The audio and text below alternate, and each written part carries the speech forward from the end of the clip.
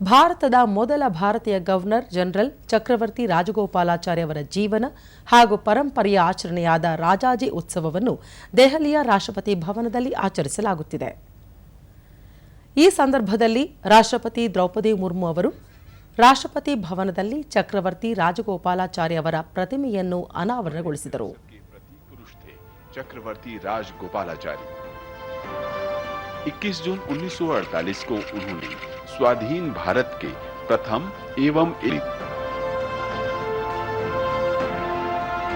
गोपालाचारी की प्रतिमा का अनावरण ಅಶೋಕ ಮಂಟಪ ಮೆಟ್ಟಿಲುಗಳ ಬಳಿ ಎಡ್ವಿನ್ ಲೂಟಿನ್ಸ್ ಪ್ರತಿಮೆ ಬದಲಿಗೆ ರಾಜಾಜಿಯವರ ಪ್ರತಿಮೆಯನ್ನು ಸ್ಥಾಪಿಸಲಾಗಿದೆ. ಈ ಸಂದರ್ಭದಲ್ಲಿ ಉಪರಾಷ್ಟ್ರಪತಿ ಸಿಪಿ ರಾಧಾಕೃಷ್ಣನ್, ಕೇಂದ್ರ ಸಚಿವರಾದ ಜೆಪಿ ನಡ್ಡಾ, ಡಾ ಎಸ್ ಜೈಶಂಕರ್, ಧರ್ಮೇಂದ್ರ ಪ್ರಧಾನ್, ಗಜೇಂದ್ರ ಸಿಂಗ್ ಶೇಖಾವತ್, ಡಾ ಎಲ್ ಮುರುಗನ್ ಹಾಗೂ ಚಕ್ರವರ್ತಿ ರಾಜಗೋಪಾಲಾಚಾರಿ ಅವರ ಕುಟುಂಬ ಸದಸ್ಯರು ಉಪಸ್ಥಿತರಿದ್ದರು.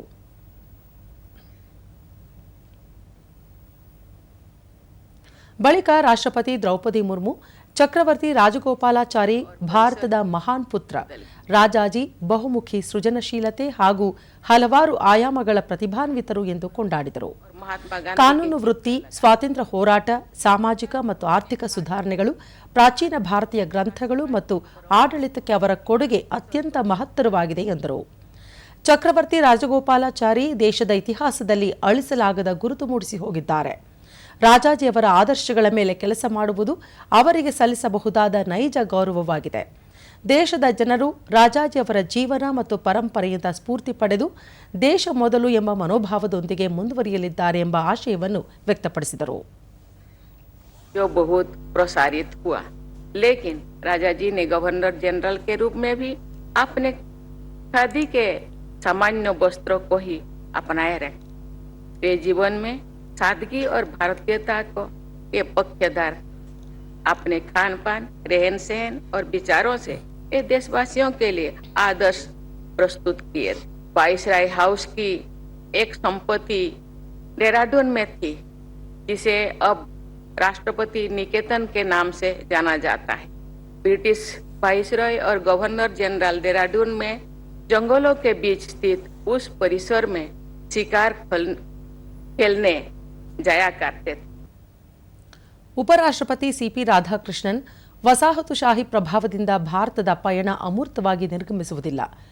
ಇದು ಆಡಳಿತ, ಕಾನೂನು, ಶಿಕ್ಷಣ, ಸಂಸ್ಕೃತಿ, ರಾಷ್ಟ್ರೀಯ ಅಸ್ಮಿತೆಯೊಂದಿಗೆ ನಡೆಯುತ್ತಿರುವ ಪರಿವರ್ತನೆಯಾಗಿದೆ ಎಂದು ಹೇಳಿದರು. ಪ್ರಧಾನಿ ನರೇಂದ್ರ ಮೋದಿ ಅವರ ಗುಲಾಮಿ ಕಿ ಮಾನ್ಸಿತಾ ಸೆ ಆಜಾದಿ ಎಂಬ ದೃಷ್ಟಿಕೋನವನ್ನು ಹಲವಾರು ಉಪಕ್ರಮಗಳ ಮೂಲಕ ಕಾರ್ಯರೂಪಕ್ಕೆ ತರಲಾಗಿದೆ. ರಾಜಭವನಗಳು ಲೋಕಭವನಗಳಾಗುತ್ತಿವೆ. ಪ್ರಧಾನಮಂತ್ರಿ ಕಚೇರಿ ಸೇವಾತೀರ್ಥವಾಗಿ ವಿಕಸನಗೊಳ್ಳುತ್ತಿದೆ. ಕೇಂದ್ರ ಸಚಿವಾಲಯ ಕರ್ತವ್ಯ ಭವನವಾಗಿ ರೂಪಾಂತರಗೊಳ್ಳುತ್ತಿದೆ ಎಂದು ಹೇಳಿದರು. इस विजन ऑफ गुलामी की मानसिकता से मुक्ति has been translated into action through several initiatives. Raj Bhavans becoming Lok Bhavans, the PMO evolving into a Sevatirth, the Central Secretariat being transformed into Kardivya Bhavan, the replacement of colonial era.